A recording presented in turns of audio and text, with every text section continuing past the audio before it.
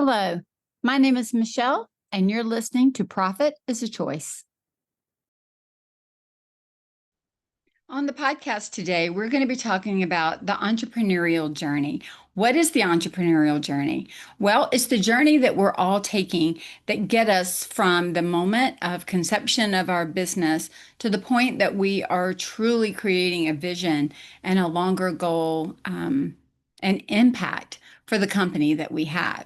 And so we're going to talk about what it looks like when we start, what it looks like, when we're at the higher end of it, the different needs that we have at each of the stages in there, and what can keep us or make us successful when we move from, point one to point two, point two to point three. So I would love for you to listen, jot down notes, start thinking about where are you in your entrepreneurial journey.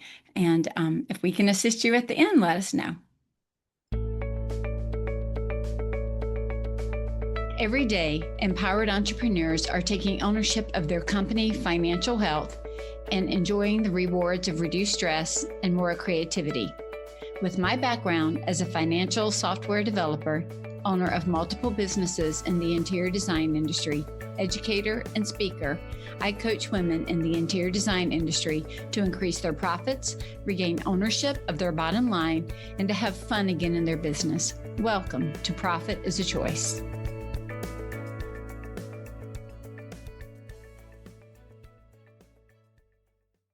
Hey, Courtney, welcome back to the podcast.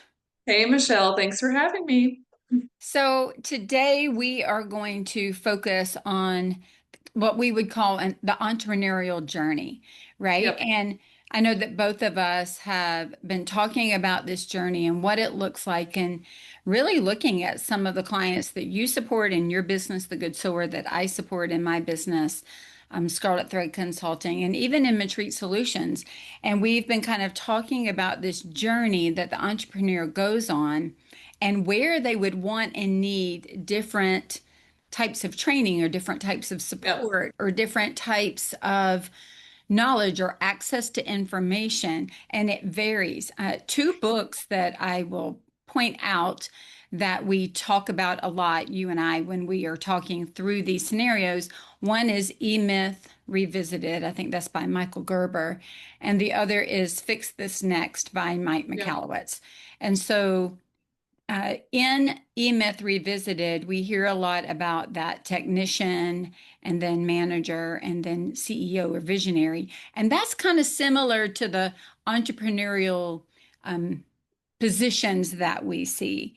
And so just so everybody knows, grab those two books. They're really good. If you were building a business library like we are, those are good ones to refer to often. But Courtney, I'm going to let you kind of ask some questions to guide it, and then we'll go back and forth and answer them. Yeah, and I remember specifically when we started talking about this journey because we were building your new strategy coaching program and we were trying to understand what stage of this journey would our ideal client be in so we could target them correctly. And we started to really realize the reality of that stage, and it is okay to be in one stage versus the other. And it's a natural ebb and flow through that early on. Maybe you accidentally became a business owner, and then slowly now you're a CEO, you manage a team of 10. That process has a natural step by step that you want to go through. So I'm excited to dig into that today. And first question, you've coached so many entrepreneurs in all phases of this journey that we're going to talk about today, from beginning hobbyist to CEO that is managing a larger team. So could you briefly go over what these stages are for the entrepreneur that goes through that journey we're talking about? What are those stages? Yeah, so I think, what's so interesting, I'm going to say this before we talk about that. What's Yeah. interesting is when you get a job in corporate, when you first enter a corporate world, you're not entering as the owner of the company. You're not entering as the CEO. We always enter when it's our first job, let's say either right out of a trade or right out of college, and we're entering that corporate environment. we are usually starting at the bottom and working our way up. And it makes sense to us. We get it that we have to, we've heard the term, you got to pay your dues. And we Yep. come in at the bottom and we spend our time, and then you work your way up. You might take a management route, and then you manage for a while, and then you might get, director, vice president, whatever the titles are as you move your way up. And so we're very familiar with that in a more corporate structure of how you're going to build your career. I suggest to us and have seen it play out, and I think eMyth does a good job of saying the same thing. We start our businesses quite the same way. We start them very much as that technician, that Yeah. hobbyist, that accidental business owner. I was just sharing back, I visited in New Jersey earlier this month. And one of the things that we were talking about was when I started my first business. And it was because people rang my doorbell and said, "Hey, can you make these things for my home like you have in your home?" And I said, "Sure." And then I started putting price tags on it and, Yeah. making custom window treatments. And so I was very much an accidental business owner, but I was the technician. So I was the one doing the work. And then after a while, moving more into that leadership or that management type position where you have other people effectively doing that technician work with slash for you. And then the Yeah. last one is moving up to visionary. So just like in eMyth, if you're looking at as just large chunks, you've got technician, you've got management, and then you have CEO visionary, where you're really starting to look forward. When we are talking about it, from a fix this next, that's where you're really starting to think at the very end, like the impact and the legacy that the business is making, not just how do I do what our business is here to do today. Yeah. And that first, I want to go to the first stage, like that Okay. accidental business owner. I know you and Yeah. I have both been through that phase. And, so many coaches programs out there are really focusing more, in my opinion, I want to hear what your thoughts on tactics that may be better for that like middle and upper stage, like getting your profitability perfected, only saying yes to your dream client. But when you're in that beginning stage, like that to me is what makes or break you being able to go, is saying yes to maybe some, not so ideal jobs. I want to hear your opinion on that stage. Like, what are some things, especially for people that are in that stage, you want to maybe affirm them that it is okay to be there for a little while? And, I know the Fix It Next talks about the first thing is sales. Like you've got to have sales to even be able to think about how do I manage a team.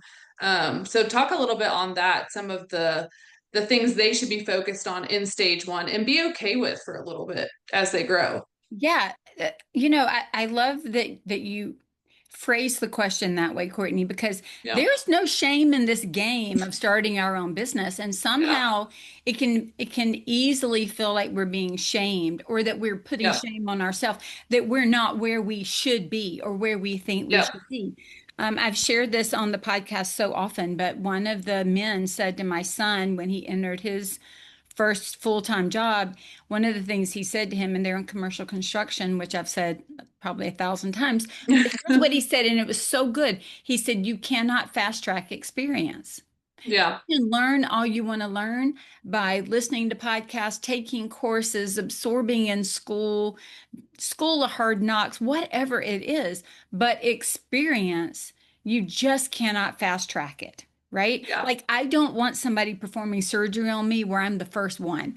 I want them to have done whatever procedure a lot so that they Yeah. have there. I don't want to fast track that.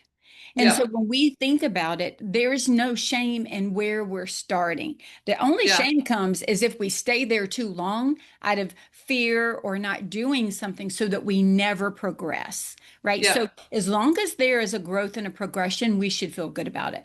I'm also Yeah. going to say there is not a necessary time frame that is hard bound in any of these areas, simply because we all have different life circumstances. Some people are starting this on a more part-time basis. Some people are starting it, all in, thousands of dollars behind them. They've, been doing it, maybe for another company, and now they're going on Yeah. their own. So we're all kind of entering this in a different place. But With that said, when you're looking at the beginning of the entrepreneurial journey where we're coming in either as accidental business owner, just starting, not real sure, I heard a lot in my conversations in New Jersey where a lot of people, the conversation was, I kind of knew how to design, or I knew how to design, but I didn't know how to run a business. I Yeah. knew how to do this, but I didn't know how to run the business or some aspect of the business. Maybe they knew one piece and not another.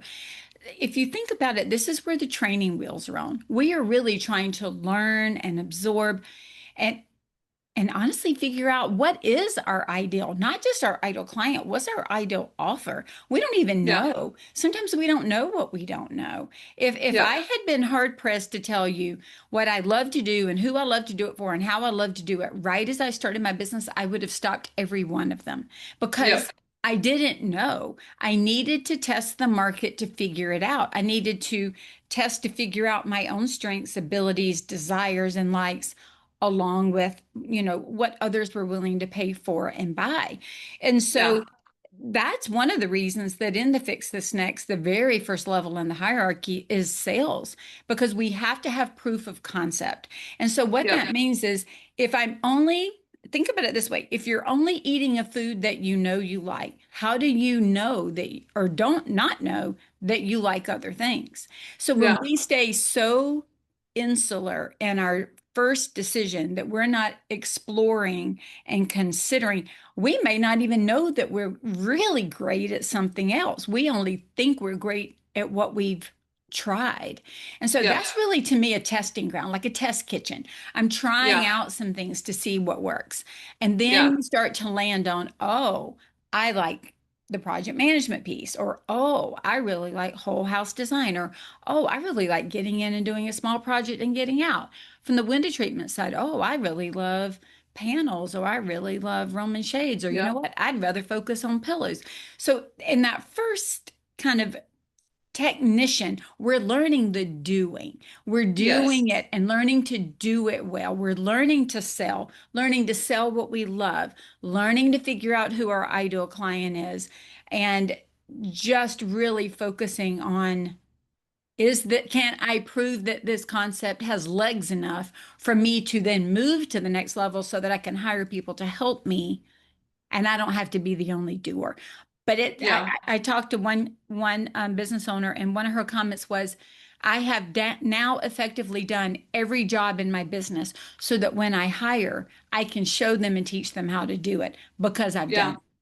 Yeah, that's powerful. And I know in my business, I've created all types of packages and offers based on what the need is that came to me because I did need to create that proof and to understand where did I really excel. And, that gave me so much hands-on experience within the first year. And it was so critical. If I had sat back and said, well, I need this specific client, I have to make this amount of money, and if I don't get those, I'm going to say no without any proof of my work and expertise. You're going to have a hard time, or you'll be so, riddled with anxiousness, wanting it to be perfect. You won't ever take the action and put yourself out there to do the job.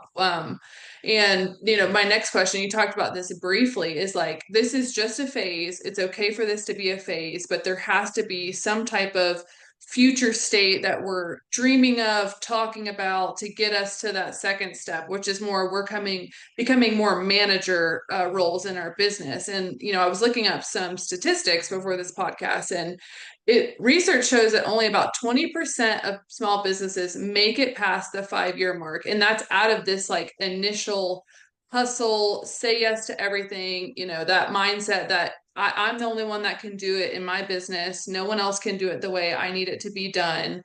Why do you think so many people get stuck in this phase and can't make it into that manager stage? We'll talk a little bit more of what that is, but why do you think this transition is probably the biggest, roadblock for people? Like, this is where they typically stop and drop off. So I think it's for a couple of reasons. One, I think sometimes when we're thinking about this first phase as a test kitchen, if Yeah. we can come into it with a curiosity, like we had mentioned, and realize that the ultimate goal is for us to step out of it. What we don't always do is indicate what it is we love. So we indicate what needs to be done, but not necessarily what is it that only I can do. And so Yep. then, it's going to sound terrible, and I don't mean it this way because I think most people have done it at some point. But we get a really big ego around how great we are at what we do. Yep. And we think, not rightly, that we're the only one who can do it that way. Yeah. But we also tend to think there's one way to do it, which is the way that we figured out.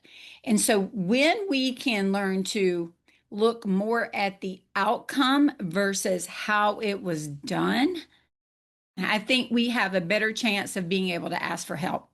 Yeah. I think sometimes too, we don't know how to hire. We don't know how to delegate. We don't know how to hand off information.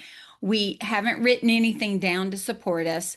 We are so overwhelmed. Courtney, that would be the thing I tell you that shows up as this particular phase of entrepreneurship grows is the overwhelm. Because Yeah. once you've proven the concept in the test kitchen that you make the best pizza, everybody wants a slice of that pizza. And now Yeah. you're making a whole lot of pizzas and you can't keep up with the demand of the pizza because you Yeah. have perfected how great that pizza really is at the price point that your ideal client wants it. That's really what you're doing in this first phase. And so what happens is people get so overwhelmed, so busy, they don't have time to delegate. So they didn't Yeah. plan it. I think if we could come into it, number one, realizing we're not the only one, we are replaceable. If you've been in corporate, you know that. Like in Yeah. corporate, you don't even have the idea that I'm irreplaceable because you know that you are. Even in Yeah. our own businesses, if we were to come at them going, we are replaceable, and our goal is to find somebody to help replace aspects of what we do so that we can do other things that we love slash need want to do, then we have a different mindset. So our mindset stops us the overwhelm of growing so quickly or so fast or not getting help when we first need it or not knowing how to do it. That delegation kind of shutdown, all of that is what stops us. Yeah, that's really great. I think you hit the nail on the head with that one. And then the manager stage, so that's going to be like, okay, we're by ourselves. And like you said, in this phase, for us to be not part of that, we want to be the 20% that moves up into this next That's right. stage.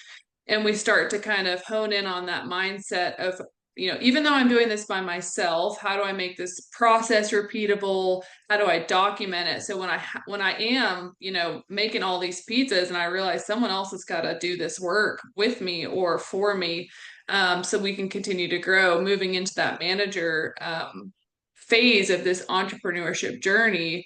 What to you, what resources or what mindsets should they be starting to grasp or hone in on in this manager phase where they may be onboarding some new people for the first time? Some people, entrepreneurs, they've never even managed people. We see this a lot. They've either been a sole entrepreneur for a long time, or they came from another company where they were only responsible for their work. What are some things that they need to be looking for in terms of education, mindset shift, whatever that may be, to successfully go into this manager phase of their entrepreneurship journey? So I think that a good thing to think about is that manager doesn't just mean manager of people, it also means manager of work, right? Yeah. So that we can start to look at instead of just doing the work, we're managing the work.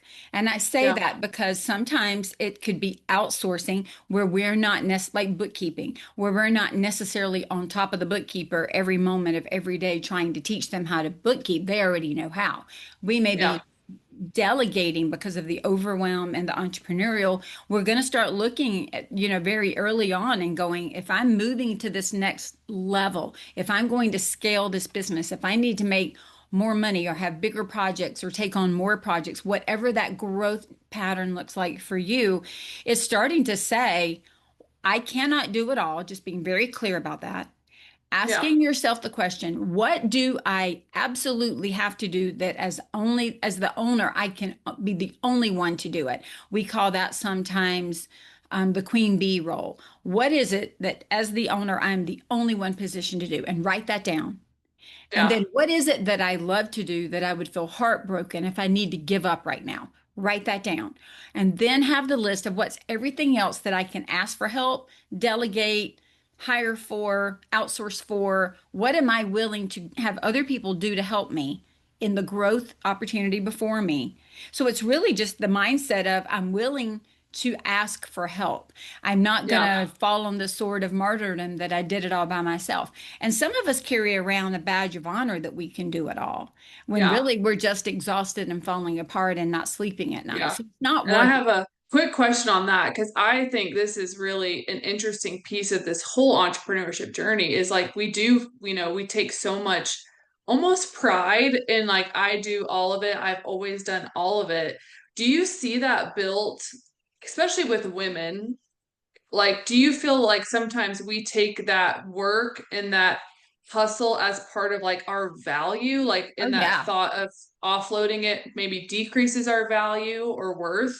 Yeah, absolutely, we do. Yeah. I think we look at busyness as this badge of honor. And, doesn't it feel good when somebody says, like even when they say to me sometimes, wow, Michelle, you run two companies and have a podcast. And I'm like, yeah. But if you notice, I scaled my podcast down from 4 times a month to 2 times. Like, Yeah. it could be very easy to be like, yeah, I do all that, and I make my own bread every week, and I'm Yeah. exhausted and can't sleep. And I do a lot of those things, but I have started narrowing down each of these areas because it Yeah. it can be an ego boost to be Yeah. like, yeah, I do. Yeah, I do. I'm multifaceted, multi-talented. Watch me go. Yeah. Because we Yeah. have been taught that, or just even in the way that we pick up the clues around us, that that is a value producing thing, that Yeah. busyness and activity. Um, Katie McDonald with Be Yeah. Nourished, she's on the podcast, and I think her episode is coming. I don't think it will be out when this one comes out. But one of the things that she talks about is that is not what we should be doing. And, Yeah. when we can start to realize that our life matters. And for me, we need to work to live, not live to work. And so Yeah. when we can do that, we will all know when the point comes that we need to have help. And Yeah. sometimes, here, let me make this comment. Sometimes when we first ask for help and get help and have to pay for that help, we do take a little less in salary. But if you Yeah. think about it, that taking a step back to pay somebody frees up time for us to make more. If not, Yeah. we've reached the full potential of what we even have an opportunity to reach.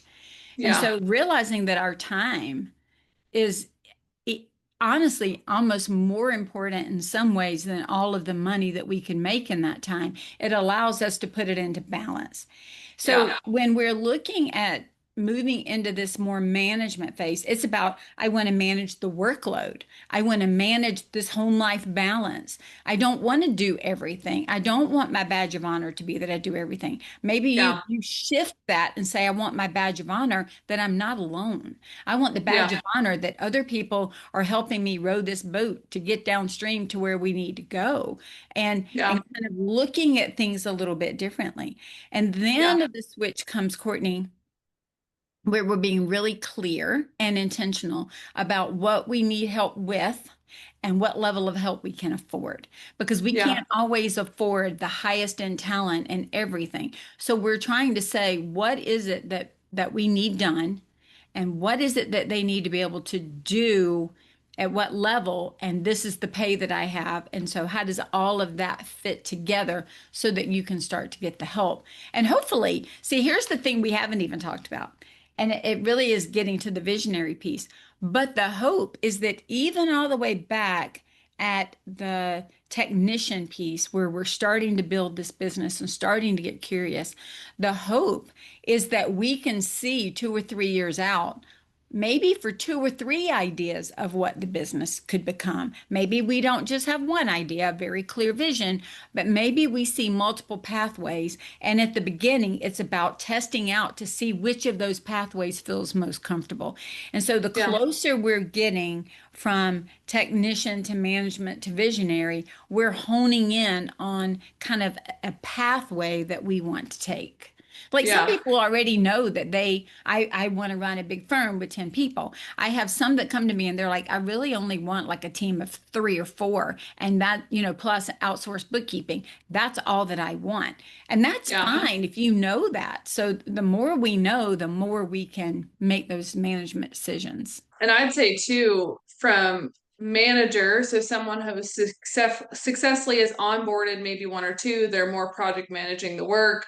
They've identified their role very clearly, really a job description at this point. I think, Yes. you Yes. talk about that. What is your job description for the business? And the next phase, which, I didn't look up statistics on this, but I'm sure that percentage is very low from people that just go from that middle phase, they've onboarded maybe one or two people to help support them, maybe work quicker, but very few actually get to this CEO visionary role where they have separated like self from business to a certain extent. They have Yes. people that they trust, it's well functioning. And I think really back to that conversation of the value and doing all the work, I think, and I think a lot of your top clients in terms of revenue earning have done some of that work where they are working on how to separate their value worth from, how many hours they work per week, so they can get on top of their business. And I think so few people get to this CEO strategist role. And like you said, this could be you only have two people, but you still are owning that CEO strategist role, or you have 10 plus people, depending on what you've defined for yourself. But so people that move to this CEO strategist role, they've really done a great job of getting on top of their business.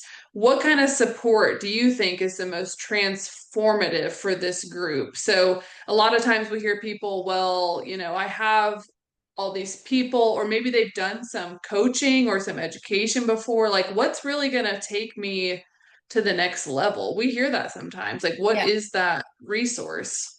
Yeah. So I want to take one step back so that we can Yeah, jump forward. So, in that technician role, we talked about sales being kind of the thing. They just need to make money. And yeah, and so after they're making money because they've proven the point that they can do it with sales, they start making some money, some profits. yeah, Well, in this management, they're really working on profitability and yeah. order and organization. So they're starting to organize the processes, organize the things, making sure they're profitable, checking all the accounts, all those things that we teach in CFO to go and a lot of the others. They're doing that middle management piece of getting the company. We have good hiring processes. We have good client service, processes, Yeah. onboarding processes, offboarding. They're working on all those things. And then when they get to the last two areas, that's where we really start moving into kind of the visionary piece. And that visionary piece is looking at things like what is the impact that we're having internally with our employees or subcontractors, and what is the impact we're having in the community or the world at large, and what is the legacy that we're looking to leave. So it's really looking, like you said, for me outside of myself. This is where we might see a business turn in management, where we're bringing in a senior, let's use design, for example. We're bringing in that senior designer and we're the principal designer. And we know that we are, I'm not going to say aging out, but we want to personally age out a little bit. Yeah. We have some other things in our life that we want to do instead of devote 40 hours a week plus to this company. And so what we're going to do, we're not ready to sell it. We still want to own it, but we're going to raise up other managers under us at higher levels so that we can envision what is coming and where this company could go and keeping this company around for a longer term as opposed to going, I'm tired, I'm going to turn off the lights and the business is Yeah. gone. And Yeah. so to get to that place, there has to be other people working with you that have helped, that are doing the job of the technician, because just because you moved out of it doesn't mean it doesn't need to be done. Somebody's still got Yeah. to do that. Having additional managers under you that you are raising up, that you are leading, that you are guiding, you are literally coaching internally and investing back in your people, because the better they are, the better you are. right? Yeah. So there's a fear that can come in if we're not careful of, oh my gosh, I could teach them to be me and then they're going to go start their own business. And but if people are invested enough, not everybody wants to own their own company. Yeah. But people usually, if you've hired the right people, they want to do really great work and have a career. So if you Yeah. create a company with a career path, not just jobs that people do, and they have, empowerment for the things that they're doing, they're going to come along behind you. And then the support that you need as that visionary is somebody that can help you see what could be, somebody that can help you vision it. And if you've done a visioning exercise, which I know you have and I have, we've done Yeah. many, it is literally how deeply can you vision it or envision it, Yeah. taste, sound, see, like you are trying to put all the pieces together. I was talking to a designer the other day, similar to what the exercise that we did in my workshop that we did, the retreat, the elite retreat that we did Yeah. last year, where I gave everybody a little baggie of Legos and a Yeah. Lego board, and I said, build. And they're like, what do I build? I'm like, I'm not going to tell you what to build, just build. And they all built something different, yet they had the exact same pieces and the exact same colors, but nobody put it together the same way. It's giving ourselves time and freedom. And honestly, you know this as well as I do, Courtney. It's about leaving. I told the group that I spoke to in New Jersey, I said, when you're trying to do this type of work, do not go sit at your desk. Your mind works in a way of getting things done when you're standing behind that desk. Go out into nature, go back on your porch, go to the beach, go to the lake, Yeah. find somewhere else to go. And I think that when people really become visionary, they're not spending as much time in the office working on the project as they are looking out and about to see what's even possible or where there's a hole in the market or what hasn't been done or other ways of doing things that they can bring into their industry and into their work. Yeah. There's a more of an outward focus than an inward focus at that time. Inwardly, we're going to try to meet the goals. But if we don't get out of our vacuum, we can't even think that way. We can only Yeah. think of how do I do what I'm already doing. Yeah. And I think people underestimate how much time that truly takes to Oh, yeah. own that role. Yes, you might not be, knocking off task for one of your projects, for one of your design projects, but you just, the true time and intention it takes to get into that visionary mindset and really predict what's to come. I mean, just in the last 12, 24 months, how much has changed in the design industry? How do we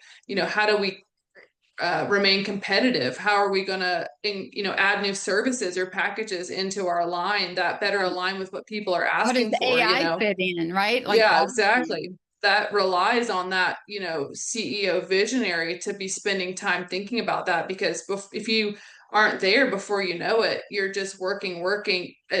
Industry has shifted, and what you've been working so hard on is not applicable anymore, or people want something different. And you're that learning curve and all that comes into that. It's so important to be able to get in that role and allow yourself the time to do it well. I think a lot of people say CEO, but really, under the hood, they're probably still just working technician work. Not allowing themselves to get out of that initial phase one and two. But I know we talk so much about strategy at Scarlet Thread, and I think it's applicable for all three of these phases. But what's your thoughts on strategy from day one as a business owner? Like, how do you take it from day one all the way up to CEO visionary? Do you encourage people to invest in a strategy like from day one? What would be your thoughts on that? Um, so I'm going to do something to you again. I'm going to say Yeah. something before I answer that question. Yeah. Because do you remember how you had asked the question a minute ago about busyness and if somehow we derived our value or worth from being so Yeah. busy? I'm trying to remember where I heard slash read this, but it talked about we have lost the art of thinking and Yeah. contemplating and meditating and allowing our minds to work and to speak to us. And I know I've been guilty of that, where I've Yeah. gotten into ruts in my life and in my business where I almost shut down my thinking and just like an automaton just do what needs to be done. Yeah. And it almost then feels like The thinking and the dreaming and the meditating and the contemplating are luxuries. And Yeah. what before I talk about the strategy piece, I'd really like to offer an alternative to that, Courtney, and that Yeah. is that those are imperative. Yeah. It's not what if our badge of honor was, wow, I thought about my business Yeah. 6 hours this week Yeah. and I discovered blah, blah, blah. And now Yeah. I'm going to implement. I mean, Yeah. sometimes we're not implementing new ideas because we're not even having new ideas. We're not Yeah. entertaining new ideas. We're Yeah. not giving space for anybody else to come up with a new idea. I want to Yeah. share this and then we'll talk about the strategy. So, when I spoke in New Jersey, I spoke at Anastasia Harrison's AHD and Co. and Heirloom by AHD. And what was so interesting is we were talking strategy and we were sharing some of Anastasia's strategy about how she and I had been working together, I think since 2020. And so almost 5 years now, or actually 5 years. And the trade company that she has, HD Trade, was not even in her strategy. Her strategy from the very beginning was, to have another space for her design firm, to keep the architecture and the design in there together, and then ultimately to have a storefront or a showroom. Okay, so she's done those things now within 5 years. I think the showroom was even an 8 year plan, but we 6 year plan and we got it in early. But here's what happened. She shared all of her strategies with her team so that everybody knew where they were going and what they were working toward. And then she gave them the ability to think and use what they wanted for their own career within her company. And so Zoe, who was on her team, came to her and said, I would really like to do some trade. I would really like to open up this part of the business and set it up this way. And so Anastasia met with Zoe, did all of the strategy work. Remember, this is like technicians stepping in under Yeah. the umbrella of another company. And then Anastasia updated her strategy to include it. And Yeah. so That's when cool. you are really giving yourself and your employees time to think about what they're doing, they will find better ways to do it. They will find new ways to do it. They will find small tweaks that can make a lot of money and save you time. And they're actually more invested in the outcome of what you're working towards when they can just think about it versus just checking things off a checklist. So I want to Yeah. offer that first because I think that is a mindset that we need to even consider strategy at any of the levels is Yeah. there is value in sitting down and thinking and in contemplating and meditating and asking the what if questions. What if I did that? What might happen? Adding and bringing that curiosity into that conversation. Yeah. So that's I'll first and foremost important. yeah, I'll share what you shared with me previously, what you said when you were up there. And I was talking with a friend of mine who owns a business, and she recently started saying for an hour every morning before she touches any of her clients' work, she spends an hour thinking about her own business. So just 5 hours a week, 1 hour, and she just the changes were significant just in those 5 hours in terms of being able to clearly see, further than just till the end of the day because she was just working on everyone else's. And I wrote down what you said, but it's really ask everyone who's listening is do you spend as much time and intention building the company of your dreams as you do building your client's dream home? I thought that was such a great statement and question to make to those designers because you think of how much time we as service providers spend on other people's dreams, and we're the ones that are strategizing, making 100 decisions to make sure it's perfect, but we can't even give ourselves 30 minutes a week to do that for our business, and we Yeah. expect it to grow and give back to us. I think it's a good that was very eye-opening when you told me that statement you made because it's just like golly, for me too, I spend so much time on other people's businesses by nature, and just allowing a little bit of room to deep think on what am I even doing, what do I want this to do for me. That's right. Well, and Yeah. it came up at the event. One of the things was the same kind of suggestion.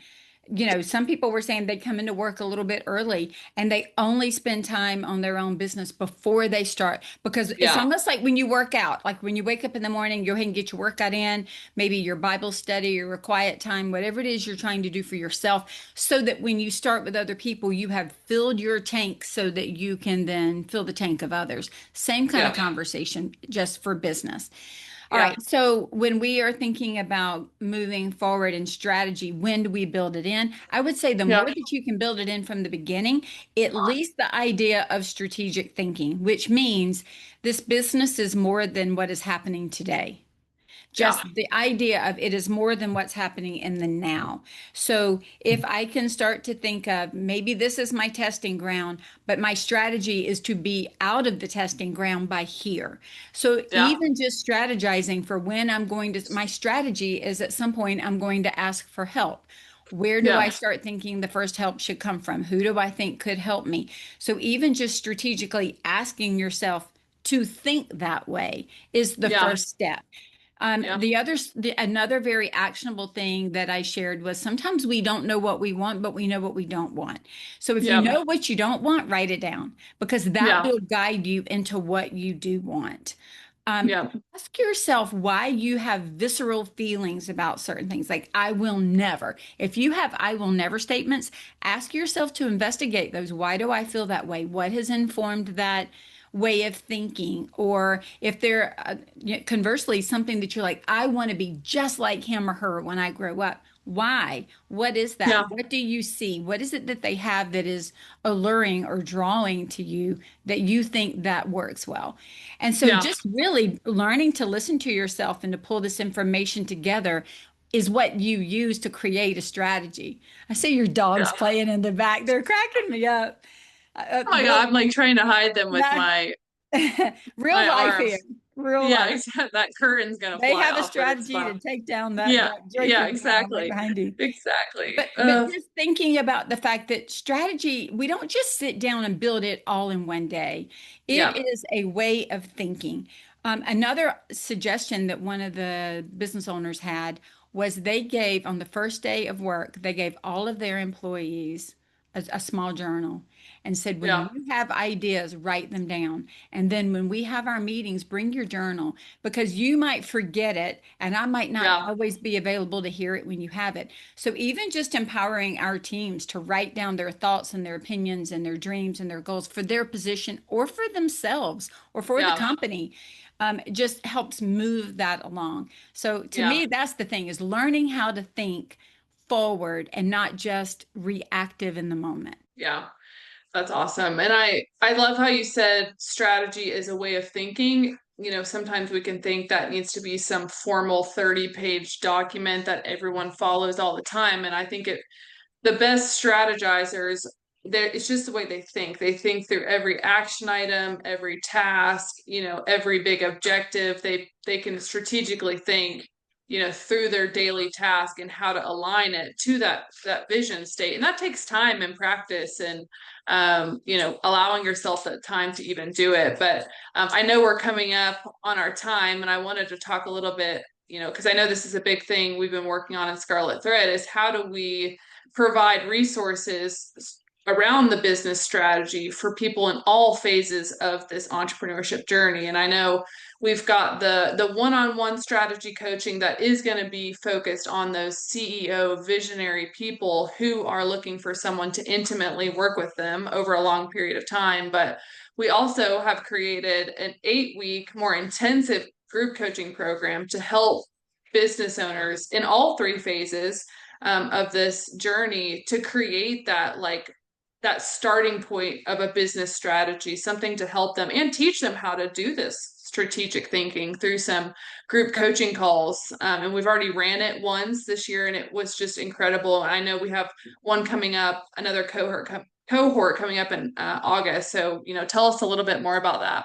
Yeah, that it is such a fun program, and it's for businesses of all ages, if you Yeah. will, from the beginning to some that have been in business 35 years that have Yep. never really started thinking this way and want to think this way, or they thought this way and didn't know how to put it on paper or how to pull it Yep. together. And so, what we're really trying to just teach people to do is how to be very clear on who they are as business owners, really clear on what their business does, that intentionality of who we are and what we do and who we serve and how we serve them, and what we're trying to accomplish in the world. What are we Yeah. trying to do? How are we trying to be seen? What are we working towards? And then creating a plan of this is where we are, this is where we want to go. How do we get there? I described it as it's like saying this, I want to go to Bali on vacation. And then what are some of the things that you do? All right, I want to go to Bali on vacation in 2026. So now what is it that I need to, that is my vision. It is very clear. Bali in 2026. I got to narrow down the month. I got to narrow down the date. I got to figure out how I'm going to get there. I got to figure out how to pack, what the transportation looks like, where am I going to eat. All of that then becomes goals and tasks that are supportive of getting me to Bali in 2026. And so it's the same Yep. kind of thing, deciding where the company is going to go and then being very clear and intentional on how we're going to get there so that you can say the best yes and the best no, with no Yes. being Yeah. next opportunity instead of Yeah. feeling some guilt. And so in this 8-week course, there's educational content that they can use. There are, as you know, there are spreadsheets for accountability. There Yeah. are forms that they can fill out that they will have so that they can have something on paper. And then we teach Yeah. them how to update it, create it, and be accountable to it. Yeah, the Exactly. biggest Yeah. piece I think is like the how we teach them, okay, here's your strategy, here's where you want to go. Now here is this tracker we've developed so you can leave here with an immediate list of action items over the next 4 quarters. Like that is to me the game changer is this isn't just a hypothetical, we're digging in, we're building strategy, and we're also going to outline what you need to do to achieve these future states, which to me is sometimes the biggest missing piece. But I know we'll put the link at the bottom of this podcast. If you want to sign up you can just go to our website, scarletthreadconsulting.com, under the coaching options, to join us. Yeah, that sounds great. We're excited for doing it and to have all of you join us. So, Courtney, thank you for talking about the entrepreneurial journey today. Yeah. It is my goal and your goal that people have good strategy because it Yeah. just helps you make better decisions in your business. And so Yes. you can go to scarletthreadconsulting.com to get more information. There is opportunities for free downloads on there as well. Check out the Work With Me page and you're going to see this course that Yeah. starts August the 7th. It goes for 8 weeks, every other week, with one live coaching call every other week. And we'd love to have you join us. Remember, always choose to be profitable because profit doesn't happen by accident.